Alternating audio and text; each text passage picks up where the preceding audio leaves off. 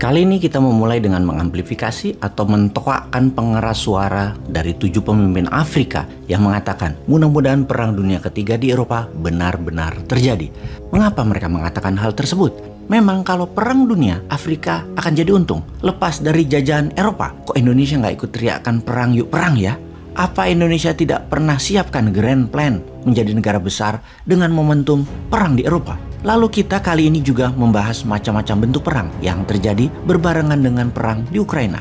Dalam banyak episode kita sudah menginformasikan bahwa sejak tahun 2017 dunia dalam keadaan perang. Namun bagi mereka, terutama pejabat yang memang tidak memahami geopolitik dunia, tidak pernah mengikuti sekolah kepemimpinan, SESCO, atau Lemhanas, topik ini memang tidak difahami. Bahkan buzzer yang tugasnya dan bayarannya hanya untuk menyerang lawan atau oposisi, tidak pernah menyerang substansi atau konten apapun. Pokoknya yang berbeda diserang. Gak perlu membahas pakai ilmu, pakai menyerang fisik atau hal yang tidak berhubungan dengan konten. Yang penting orang yang mendengar seruan buzzer tersebut bisa benci dengan yang beda pendapat dengan kebijakan pejabat yang baru. Itu aja misinya.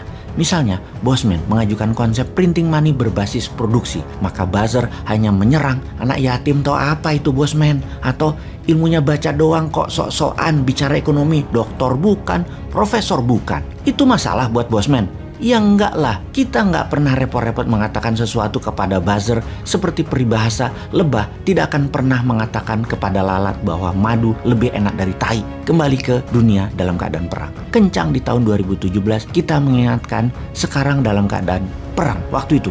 Maka mengatur negara haruslah dengan war mode. Mengatur ekonomi juga dengan war mode. Bahkan kita ingatkan dengan buku The Economist at War, Alan Bollard penciptanya, sebagai salah satu contohnya. Namun otak sederhana memang mengartikan perang itu adalah dar der dor. Dan bahkan pejabat yang serba bisa mengatakan 40 tahun lagi Indonesia itu tidak akan perang. Perang masih aja diartikan dar der dor, bedil-bedilan. Dia ini padahal jenderal loh yang ngomong, namun sudah jadi jenderal cuan sekarang. Bukan jenderal mempertahankan tanah air lagi, tetapi mempertahankan jabatan sak matee sampai mati. Kita lanjut. Setahun kemudian kita mengingatkan berulang-ulang akan pelajaran di Akademi Militer yang selalu mengingatkan di awalnya perang ekonomi, di akhirnya selalu akan terjadi perang militer. Sudah siapkah kita? Kemudian terjadi perang militer di tahun 2022. Namun ternyata masih juga dianggap perangnya ribuan kilometer dari Indonesia. Tenang, masih jauh. Begitu kira-kira.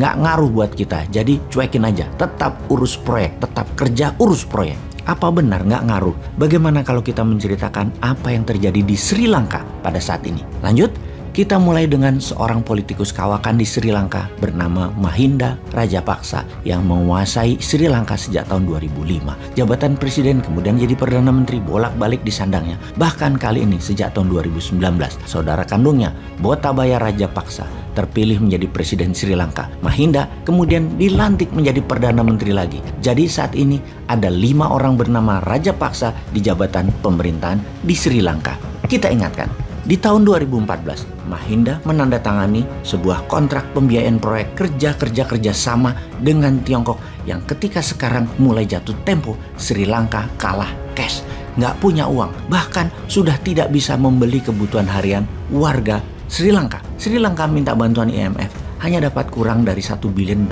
pinjamannya. Kemudian terpaksa meminta bantuan India, dan di sini India bermain dengan serius. Artinya, secara geopolitik, India dan Tiongkok sama-sama meminjamkan uang kepada Sri Lanka dengan tujuan yang sederhana, yaitu menjadikan Sri Lanka menjadi provinsi. Sekali lagi harus difahami, bukan provinsi dalam artian sebenarnya, dicaplok kayak Georgia, Chechnya, Crimea, dan Donbas oleh Rusia. Bukan, dijadikan provinsi artinya mengikuti kebijakan India atau kebijakan Tiongkok atas semua kebijakan ekonomi yang dibuat oleh Sri Lanka. Yang artinya sesungguhnya adalah pasti yang untung adalah Tiongkoknya atau pasti yang untung adalah Indianya dengan menggunakan Rajapaksa sang pejabat sebagai agen Tiongkok atau agen India.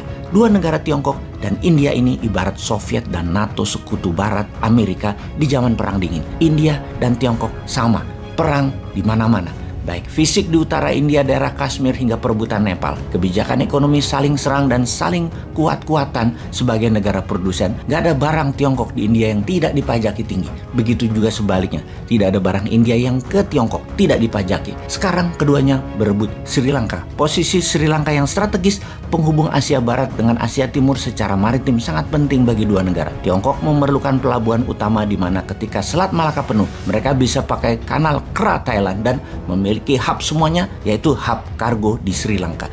Demikian juga India yang menganggap Sri Lanka adalah buffer country, ibarat Ukraina di mata Rusia yang akan dicaplok NATO. Geostrategi kedua negara India dan Tiongkok memang matang. Namun sekarang Raja Paksa sedang ditekan oleh kebijakannya yang termakan oleh proyek dan uang Tiongkok, di mana tidak bisa membayar plus harga naik di dunia membuat bukan saja mahal barang-barang seperti bensin, minyak goreng, susu, tepung, beras, tetapi barang-barang tersebut langka, tidak ada, hilang. Kayaknya ini semua kenal ya kita ya. Mudah-mudahan pada paham.